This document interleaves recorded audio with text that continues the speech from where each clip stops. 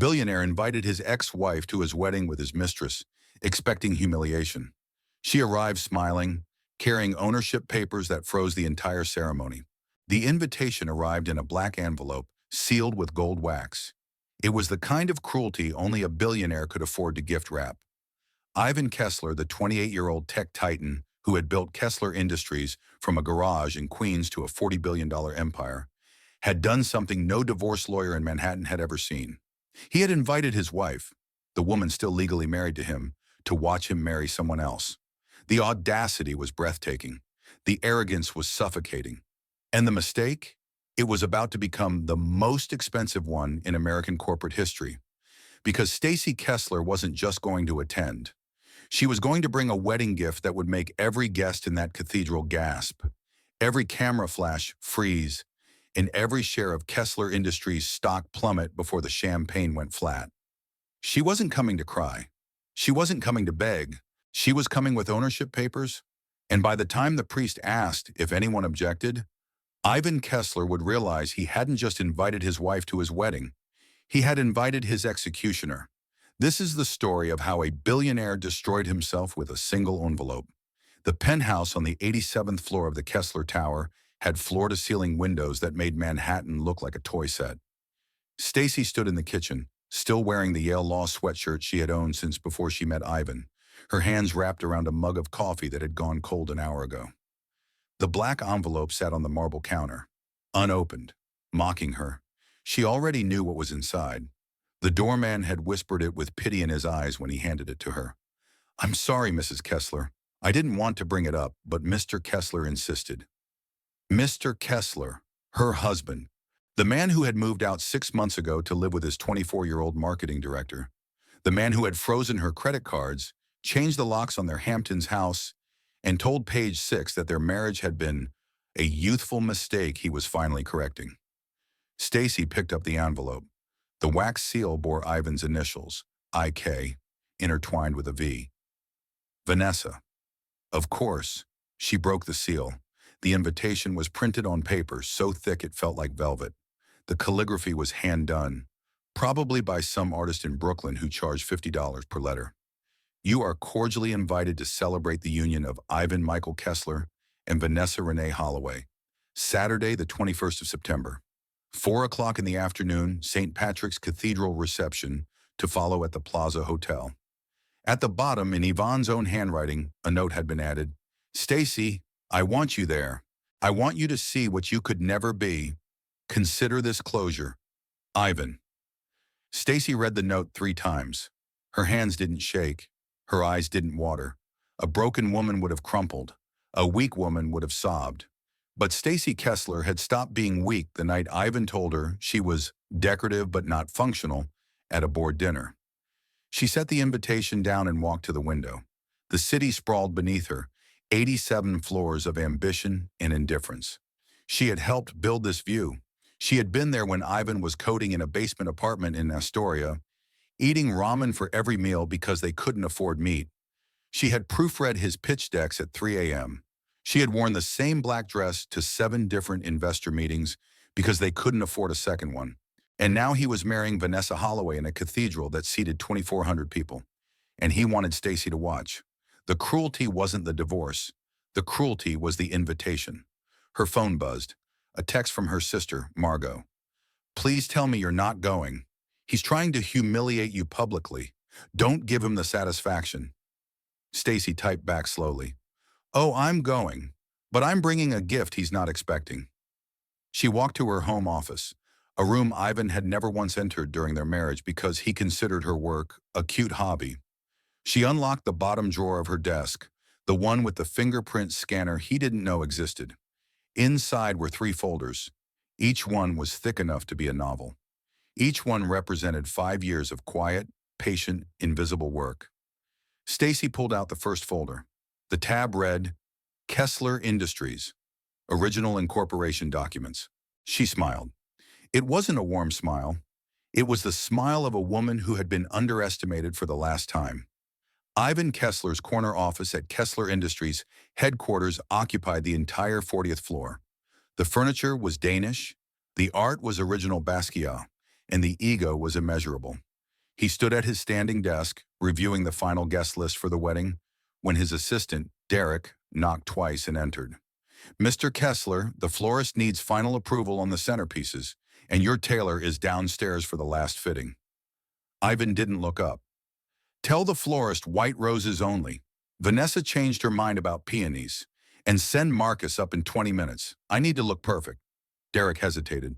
"Sir, there's also delivery. A delivery. From Mrs. Kessler." Ivan's fingers stopped moving. He looked up slowly, a smirk already forming on his face. "She RSVP'd? Let me guess. She's not attending and sent some passive-aggressive gift. A self-help book? A subscription to a therapist?" Derek shifted uncomfortably. "No, sir. She RSVP'd, yes. She's attending. And she sent this." He placed a small box on Ivan's desk. It was wrapped in plain brown paper, no ribbon, no card. Ivan frowned. Stacy had always been meticulous about presentation. This was utilitarian. He tore open the paper. Inside was a single item, a USB drive. Taped to it was a handwritten note. "For your wedding day, a trip down memory lane. S." Ivan laughed. "She's trying to guilt me with old photos, home videos of our anniversary." He tossed the USB drive into his drawer without plugging it in. "Pathetic. She still doesn't understand that I've moved on." Derek lingered. "Sir, should I have security present at the ceremony? Given that she's attending?" Ivan waved dismissively. "Security? For Stacy? She's 120 pounds of student loans and sentimentality. The most dangerous thing she could do is cry during the vows and make the photos awkward." He straightened his cuffs.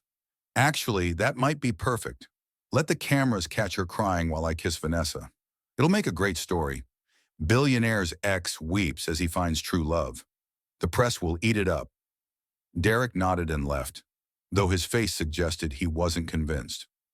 Ivan returned to the guest list. 847 confirmed attendees: senators, CEOs, 3 Academy Award winners, and the mayor. This wasn't just a wedding, it was a coronation, and Stacy would be there to witness it, to understand finally that she had been a placeholder, a rough draft. Vanessa was the final version. His phone buzzed. A text from Vanessa with a photo attached. She was trying on her wedding dress, a custom Vera Wang that cost more than most houses. The bodice was encrusted with Swarovski crystals. The train was 14 feet long. "Can't wait to be Mrs. Kessler. Only 5 days, baby." Ivan smiled and typed back, "You already are in every way that matters. Saturday just makes it legal." He pocketed his phone and looked out at Manhattan. In 5 days, he would have everything. The empire, the trophy wife, the narrative. He didn't notice the USB drive sitting in his drawer, quietly holding the detonation codes to his entire life.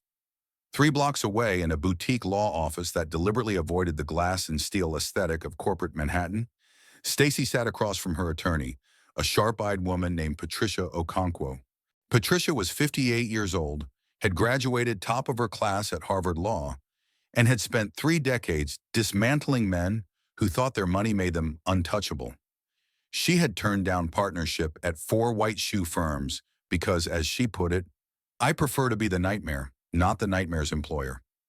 She was reading through the folder Stacy had brought, her expression shifting from professional interest to something approaching awe. "Stacy," Patricia looked up slowly, "how long have you had this?" "The original incorporation documents, since the beginning. I was there when Ivan filed them.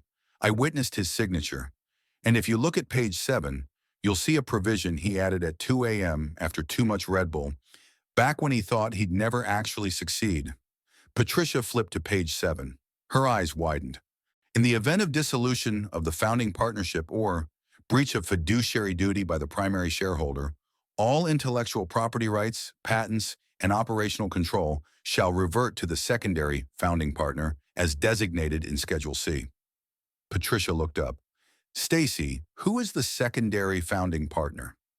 Stacy's smile was razor thin. "I am. Ivan made me co-founder on paper to qualify for a diversity grant in 2019. He needed a female co-founder to check a box. He told me to sign something, and I did. But I also read it first, and I kept a copy. Patricia set the folder down carefully, as if it were made of plutonium. He doesn't know. Yvonne has never read a document longer than a tweet unless someone summarized it for him. He signed the incorporation papers, forgot about the provision, and spent the next 5 years telling everyone he built the company alone. Stacy leaned forward. But legally, Patricia, Kessler Industries has two founders. And according to this provision, if Ivan breaches fiduciary duty, which he has repeatedly, by using company funds for personal expenses, including Vanessa's apartment, her car, and her consulting fees that total $4 million for zero deliverables, then operational control reverts to me. Patricia was silent for a long moment. You're not just attending his wedding to embarrass him. You're attending to serve him. I'm attending to take back what he built on my back. Stacy pulled out the second folder. This contains evidence of every breach, every misappropriated dollar, every fraudulent expense report. I've been documenting it for 18 months ever since I found out about Vanessa. And the third folder? Stacy hesitated. This was the one that hurt. That folder contains evidence that Ivan didn't just cheat on me with Vanessa. He's been systematically transferring assets out of our marital holdings and into offshore accounts. He's been hiding money from me for 3 years, Patricia. While I was making him coffee and reviewing his speeches, he was building a shadow empire designed to leave me with nothing after the divorce. Patricia's expression hardened. That's fraud. That's conspiracy. That's federal. I know, and I have documentation for all of it. Stacy sat back. The USB drive I sent him today, it's empty. I just wanted him to think I was being sentimental. But the real gift? That's coming on Saturday. In front of 847 witnesses, 12 cameras, and the Archbishop of New York. Patricia closed the folders and looked at Stacy with something that might have been respect. You've been planning this for over a year, playing the sad, abandoned wife while building a legal nuclear weapon. Ivan taught me something important, Patricia. He said I was decorative but not functional. He said I didn't understand business. He said I was too soft for his world. Stacy stood up. I've spent 18 months proving him wrong. On Saturday, I'm going to show him exactly how functional I can be. Patricia stood as well. What do you need from me? I need you at that wedding. I need a process server disguised as a waiter. And I need you to file the emergency injunction at exactly 4:15 p.m., 15 minutes after the ceremony begins. What's at 4:15? Stacy's eyes were ice. That's when the priest asked if anyone objects. And Patricia? I have a lot of objections. The next 5 days moved like a countdown to detonation. Yvonne spent them in a whirlwind of final preparations, press interviews, and ego inflation. He did a profile with Forbes where he described his journey from poverty to power without once mentioning Stacy's name. He did a photo shoot for Vanity Fair, posing with Vanessa on the roof of Kessler Tower like conquering royalty. When the interviewer asked about his first wife, Ivan had laughed dismissively. Stacy was a chapter, not the book. Sometimes you have to close one door to open another. Vanessa is my future. Stacy was just practice. The quote went viral. Your practice wife trended for 6 hours. Stacy saw it while she was reviewing depositions in Patricia's office. He really said that? Patricia asked, watching Stacy's face for any sign of pain. Stacy didn't flinch. He's been saying it for years, just never on camera. I'm glad he finally went public. It's going to make Saturday much more satisfying. Meanwhile, Vanessa Holloway was having the week of her life. She was 24 years old, had a communications degree from a mid-tier state school, and had been working as a marketing coordinator at Kessler Industries for exactly 9 months before becoming Ivan's personal brand consultant. The job came with a $400,000 salary, a company card with no limit, and access to the private elevator. Vanessa had grown up in a small town in Ohio, the daughter of a car salesman and a dental hygienist. She had arrived in New York 3 years ago with $800 in her bank account and a determination to never be ordinary again. And now she was about to become Mrs. Ivan Kessler, the wife of a billionaire, the queen of an empire. She was getting her nails done at a salon on the Upper East Side when her phone buzzed. It was her best friend from college, Amy. Girl, is it true his ex-wife is coming to the wedding? That's insane. Vanessa smirked and typed back. Ivan invited her. He wants her to see what she lost. I think it's kind of poetic. She'll watch me walk down the aisle in a $200,000 dress while she sits there in whatever she bought at Nordstrom Rack. Aren't you worried she'll cause a scene? Vanessa laughed out loud. Stacy, please, she's a mouse. I've met her twice, and both times she looked like she was about to apologize for existing. Ivan says she cried for a week when he moved out. She's coming to the wedding because she's still hoping he'll change his mind. And will he? Vanessa looked at her reflection in the mirror. She was beautiful. Objectively, undeniably beautiful. High cheekbones, full lips. The kind of body that made men walk into walls. Ivan doesn't go backward. He only goes up. And I'm the upgrade. She pocketed her phone and examined her nails. Pearl white with tiny crystals embedded in each one. $600 for a manicure. A year ago, she couldn't afford to get her nails done at all. Life was good. Life was about to be perfect. She had no idea that the mouse was actually a lion who had been waiting very patiently for the trap to spring. Thursday night, 2 days before the wedding, Yvonne hosted a rehearsal dinner at Le Bernardin. The private dining room was filled with his closest friends and family, which meant investors, board members, and people who wanted to be seen with him. Vanessa sat at his right hand, glittering in a red Valentino dress that made her look like a flame. She laughed at all his jokes, touched his arm at all the right moments, and performed the role of adoring fiancé with Broadway precision. Evan's mother, Diane, sat at the far end of the table, her lips pressed into a thin line of disapproval. She had liked Stacy. She had told Yvonne repeatedly that he was making a mistake. But Yvonne had stopped listening to his mother around the same time his net worth hit 9 figures. Yvonne, Diane said during a lull in conversation, her voice cutting through the ambient chatter. Have you spoken to Stacy recently? The table went quiet. Vanessa's smile tightened almost imperceptibly. Yvonne sipped his wine, unbothered. Why would I speak to Stacy, Mother? We're getting divorced. The papers are filed. The papers aren't finalized, Diane pointed out. Technically, you're still married. This ceremony on Saturday, it's not even legal until the divorce goes through. A formality, Ivan waved his hand. My lawyers are handling it. Stacy will sign whatever I put in front of her. She always does. She's coming to the wedding, Diane pressed. Doesn't that concern you?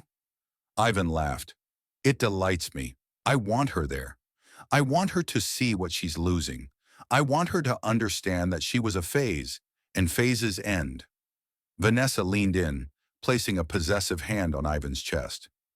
I think it's very generous of Ivan to include her. It shows he has no hard feelings. We're all adults here. Diane's eyes flickered to Vanessa with barely concealed contempt. I'm sure Stacy will be very moved by your generosity. The dinner continued, but Diane's warning lingered in the air like smoke. Ivan ignored it. He was too busy accepting congratulations, too busy basking in the glow of his own success. He didn't notice that one of the waiters, a quiet man with a forgettable face, had been watching him all evening. He didn't notice that the same waiter had photographed the seating chart, the guest list, and the security protocols. He didn't notice because Ivan Kessler had stopped noticing the people who served him a long time ago. Friday night, the night before the wedding, Stacy stood in her closet, looking at her options. She had bought a new dress for the occasion, not from Nordstrom Rack, despite Vanessa's assumptions. From a small Italian designer who specialized in what she called power dressing for women who don't need to shout. The dress was black, simple, floor length. The fabric was so perfectly cut that it moved like water. There were no crystals, no embellishments, no desperate attempts to compete with Vanessa's bridal extravagance. It was the dress of a woman who didn't need to be the bride to command the room. Her phone rang. It was Margot again. Are you ready? Her sister asked. Are you sure about this? Stacy looked at herself in the mirror. She was 27 years old. She had spent 5 years building a man's dream while he dismantled hers. She had been called a practice wife on national television. I've never been more sure of anything in my life. What if it doesn't work? What if his lawyers find a way out? Stacy smiled. Patricia has been working on this for a year. She's airtight, and I have something Ivan doesn't have. What's that? Patience. Ivan makes decisions in seconds. He thinks speed is strength. But I've been planning this for 18 months, Margot. Every document, every breach, every lie. I didn't just build a case. I built a fortress. Margot was quiet for a moment. I'm proud of you. I'm terrified for you, but I'm proud. Save the pride for tomorrow, after 4:15 p.m. What happens at 4:15? Stacy hung up the dress and walked to her window. The city glittered below, indifferent to the drama about to unfold. That's when I stop being the practice wife and start being the owner. Saturday, September 21st, 2 p.m. St. Patrick's Cathedral had never looked more spectacular. White roses cascaded from every pew. A string quartet played Vivaldi in the vestibule. The who's who of Manhattan filtered in, air-kissing and comparing watches. The security team, handpicked by Ivan himself, stood at every entrance with earpieces and suspicious eyes. They had been briefed to watch for protesters, paparazzi, and anyone who looked like they might cause a scene. They had not been briefed to watch for a 27-year-old woman in a black dress carrying a leather briefcase. Stacy arrived at 3:30 p.m. She had timed it perfectly, late enough to avoid the small talk, early enough to secure a seat with a clear sightline to the altar. The usher looked at her invitation, then at her face. Recognition flickered in his eyes. "Mrs. Kessler," he whispered, clearly uncomfortable. You're in section B, row 4.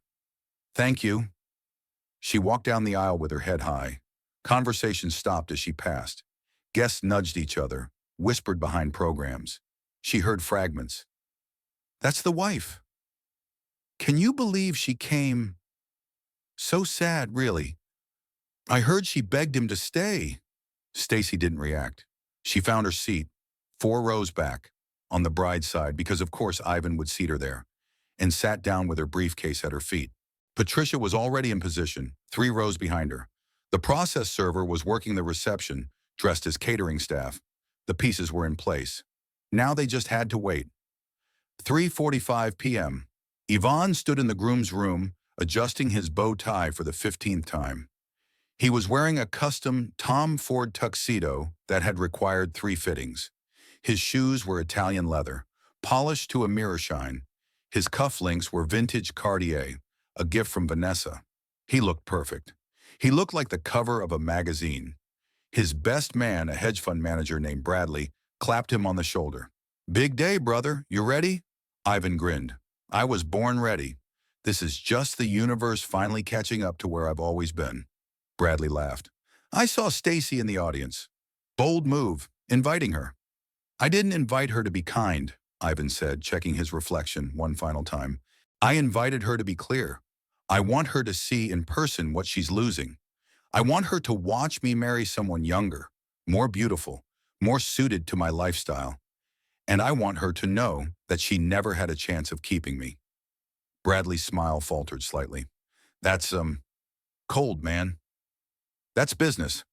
Stacy was an investment that stopped appreciating. Vanessa is an asset that's still growing." Ivan straightened his jacket. "Now let's go. I have a wedding to win." 4 p.m. The organ swelled. The doors opened. 847 guests rose to their feet. Vanessa appeared at the end of the aisle, a vision in white and crystals. Her dress was so covered in Swarovski that she seemed to shimmer, like a disco ball had achieved sentience and decided to get married. She walked slowly, savoring every step, every camera flash, every envious glance. Her father, a nervous-looking man in a rented tuxedo, held her arm like he was afraid she might float away. Ivan waited at the altar, his smile wide enough to split his face. This was his moment, his coronation, his proof that he had won at life. Vanessa reached the altar. Her father handed her off with visible relief. Ivan took her hands and squeezed them. "You look incredible," he whispered. "I know," she whispered back. The Archbishop of New York, a personal favor Ivan had called in through a significant donation, began the ceremony. "Dearly beloved, we are gathered here today." In row 4, Stacy sat motionless. Her hands were folded in her lap. Her expression was serene. To anyone watching, she looked like a woman who had accepted her fate. But under her seat, her briefcase contained 847 pages of documentation that were about to become the most expensive wedding gift in American history. 4:10 p.m. The ceremony proceeded smoothly. Readings were read. Vows were exchanged. Vanessa promised to love, honor, and cherish. Yvonne promised the same, his voice confident and clear. Stacy watched it all with the patience of a surgeon waiting for the anesthesia to take effect. Patricia caught her eye from 3 rows back. A subtle nod. Everything was in place. 4:14 p.m., the Archbishop reached the critical moment. If anyone present knows of any reason why these two should not be joined in holy matrimony, speak now or forever hold your peace. A ritual silence fell over the cathedral. In 99% of weddings, this moment passed without incident. A formality, a tradition. Ivan smiled and squeezed Vanessa's hands. Almost there. Almost. I object. The voice was clear, calm, and carried perfectly through the cathedral's acoustics. Every head turned. 847 guests craned their necks. The Archbishop's mouth fell open. Stacy stood up, her black dress a stark contrast to the sea of pastels and florals around her. She picked up her briefcase and stepped into the aisle. I have several objections, actually, she continued, her voice steady, and I have documentation for all of them. Ivan's face went through a rapid series of expressions. Confusion, irritation, amusement, then something approaching concern. Stacy, he said, his voice condescending, this isn't a courtroom. Sit down. You're embarrassing yourself. No, Ivan. Stacy walked forward slowly, deliberately, every step echoing in the sudden silence. I'm embarrassing you. There's a difference. She reached the altar and turned to face the crowd. My name is Stacy Chen Kessler. Most of you know me as Ivan's first wife. The practice wife, as he called me on national television. She let that sink in. Several guests shifted uncomfortably. What most of you don't know is that I am also the co-founder of Kessler Industries. Legally, contractually, irrevocably. A murmur rippled through the cathedral. Ivan's smile vanished. That's ridiculous, he said, stepping forward. I founded Kessler Industries. Everyone knows that. Stacy was a supportive spouse, nothing more. Stacy opened her briefcase and pulled out a thick folder. This is the original incorporation document for Kessler Industries, filed on March 15, 2019. Page 7 contains a provision that names me as secondary founding partner, with full reversion rights in the event of fiduciary breach by the primary shareholder. She handed the folder to the Archbishop, who looked deeply uncomfortable but accepted it.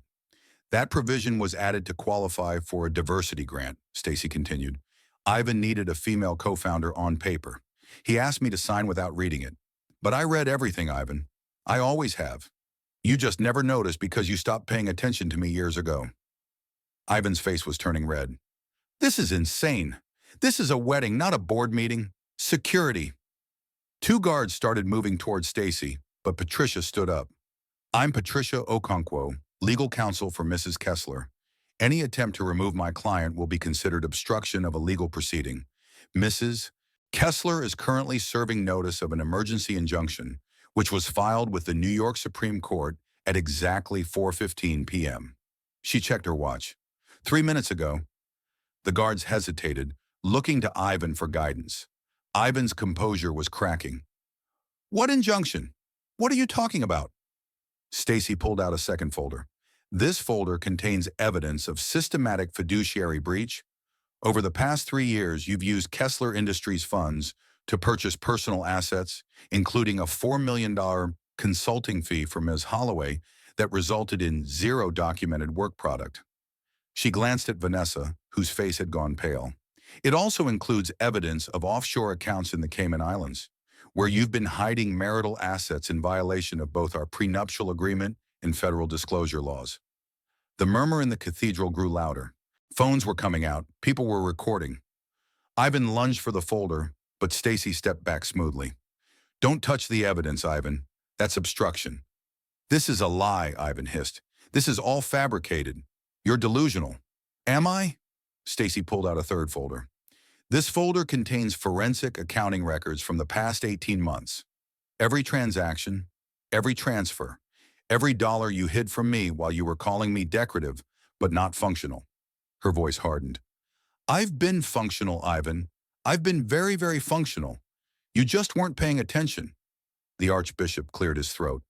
I think perhaps we should pause the ceremony until these matters are... No! Yvonne shouted.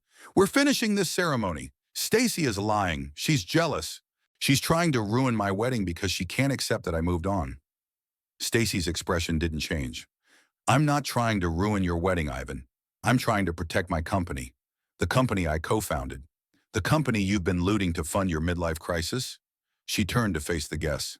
"Under the terms of the original incorporation documents, I am exercising my right as secondary founding partner to assume operational control of Kessler Industries, effective immediately."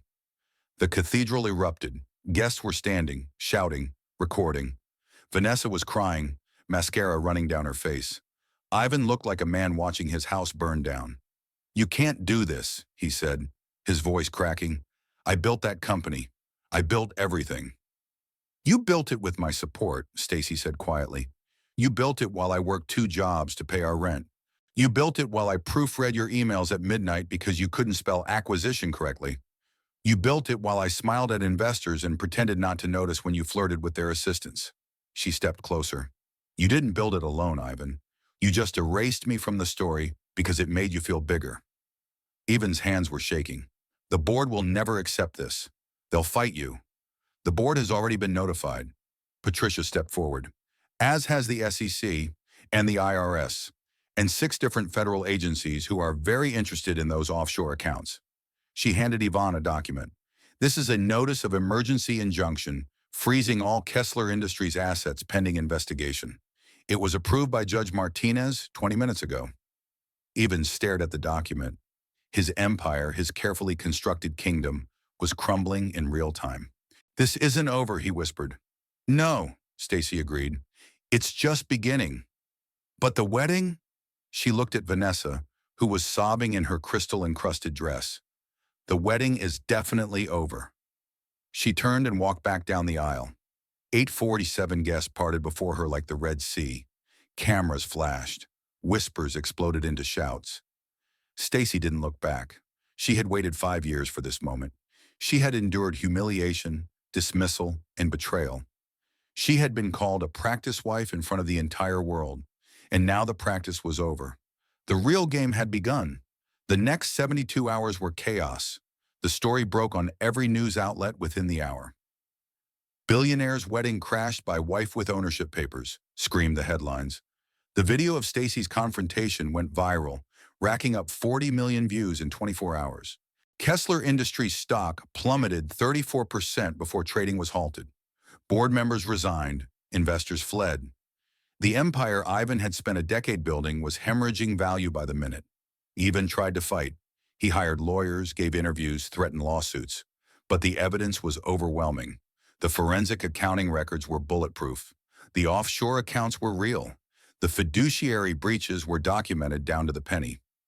By Monday morning, Ivan Kessler was facing 3 federal investigations, a civil lawsuit from his own company, and criminal fraud charges that carried up to 20 years in prison. Vanessa lasted 48 hours. On Sunday night, she issued a statement through a publicist. "I was deceived by Ivan Kessler, who misrepresented his financial situation and the stability of his company. I am cooperating fully with investigators and have retained separate legal counsel. I wish Stacy Kessler nothing but the best and apologize for any pain my presence may have caused." She moved out of the apartment Ivan had bought her, returned the engagement ring, and was photographed at LAX, boarding a flight to her parents' house in Ohio. Ivan was alone. Tuesday afternoon, the Kessler Tower penthouse. Ivan sat in his living room, surrounded by the wreckage of his life. The SEC had frozen his accounts. His board had voted to remove him as CEO. His lawyers were demanding payment he couldn't provide. The doorbell rang. Ivan ignored it. Then it rang again. And again. He stumbled to the door and opened it. Stacy stood there, wearing jeans and a simple blouse. No makeup, no jewelry. She looked like the woman he had married 7 years ago, before the money, before the ego, before everything fell apart. "Can I come in?" she asked. Ivan wanted to slam the door in her face. He wanted to scream, to threaten, to break things. But he was too exhausted, too defeated. He stepped aside. Stacy walked into the penthouse. She didn't comment on the empty bottles on the counter or the drawn curtains or the chaos of legal documents scattered across every surface. She sat down on the couch where they used to watch movies together, back when they couldn't afford movie tickets. "Why are you here?" Ivan asked, his voice hollow. "Because I wanted to see you one more time, before everything changes." Ivan laughed bitterly. "Everything has already changed. You destroyed me, Stacy. You took everything." "No." Stacy's voice was calm. "You destroyed yourself. I just documented it." "I gave you everything," Ivan said, his voice rising. "I gave you this life, this penthouse, the cars, the clothes, the status. You were nothing before me." Stacy tilted her head. "Do you really believe that?" "It's the truth." "The truth." Stacy stood up and walked to the window. "The truth is that when we met, you were a coding student who couldn't afford lunch. I was working at a law firm making $60,000 a year. I paid our rent for 3 years while you built your company. I maxed out my credit card so you could buy server space. I wore the same dress to every investor meeting because every spare dollar went into Kessler Industries." She turned to face him. "You didn't give me this life, Ivan. We built it together, and then you erased me from the story because it made you feel more powerful." Ivan was silent. "Do you know what hurt the most?" Stacy continued. "It wasn't Vanessa. It wasn't the affairs. It wasn't even the divorce." She paused. "It was the interview. When you called me a practice wife. When you said I was just a chapter, not the book." "I was angry," Ivan muttered. "I didn't mean—" "You meant every word. And that's when I realized something." Stacy's voice was steady, but there was steel beneath it. "You didn't just want to leave me. You wanted to erase me. You wanted to rewrite history so that you were always alone, always self-made, always the hero of your own story." Ivan said nothing. "But here's the thing about history, Ivan. It leaves records, documents, evidence. You can't rewrite a story when someone's been keeping the receipts." She walked toward the door. "What happens now?" Ivan asked, his voice small. Stacy paused with her hand on the doorknob.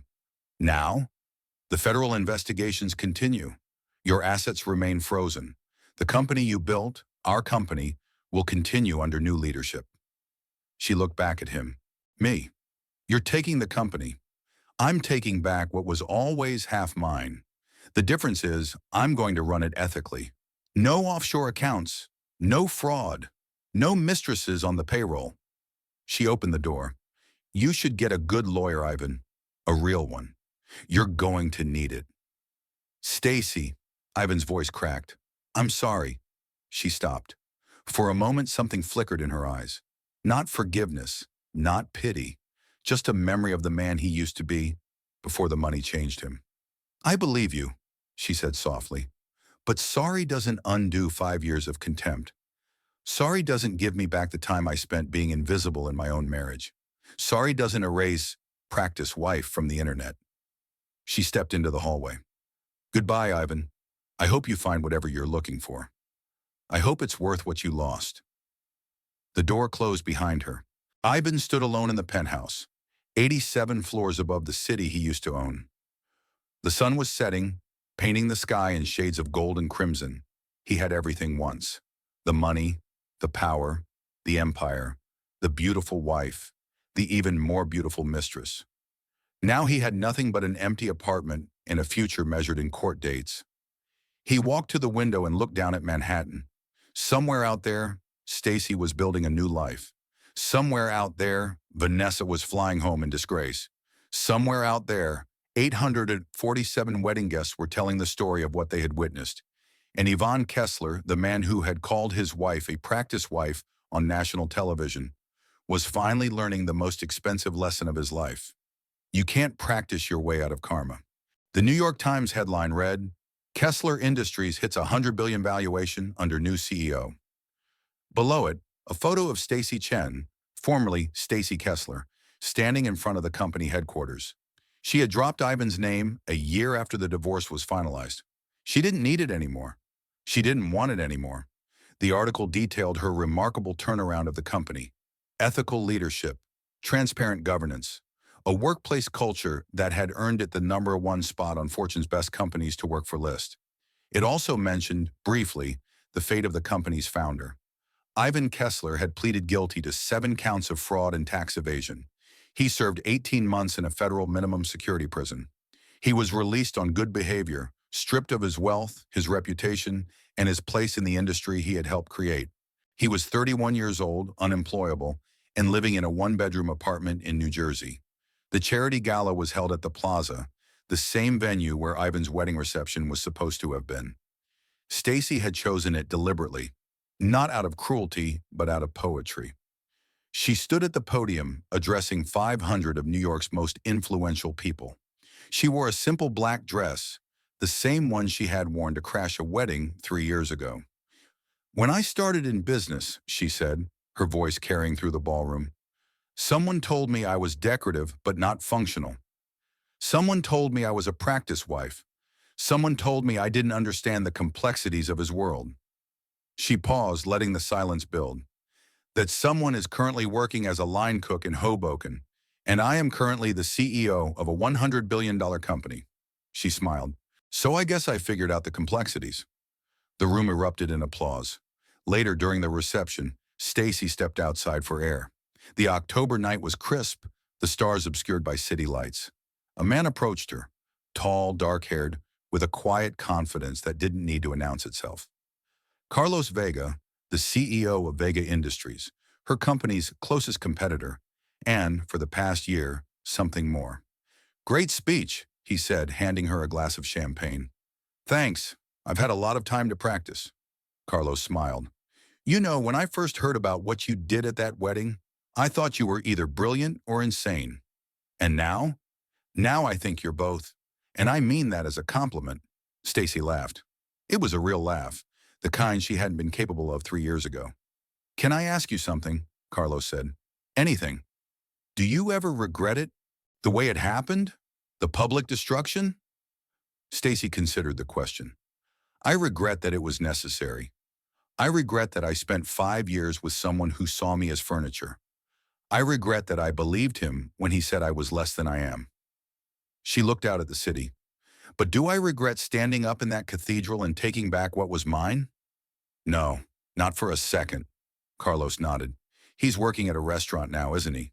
"A diner in Hoboken. One of my board members ate there last month." Stacy's expression was unreadable. "He said Ivan was polite, professional, broken but trying. Do you feel sorry for him?" Stacy was quiet for a long moment. "I feel sorry for the man I married, the one who was kind and hungry and full of dreams.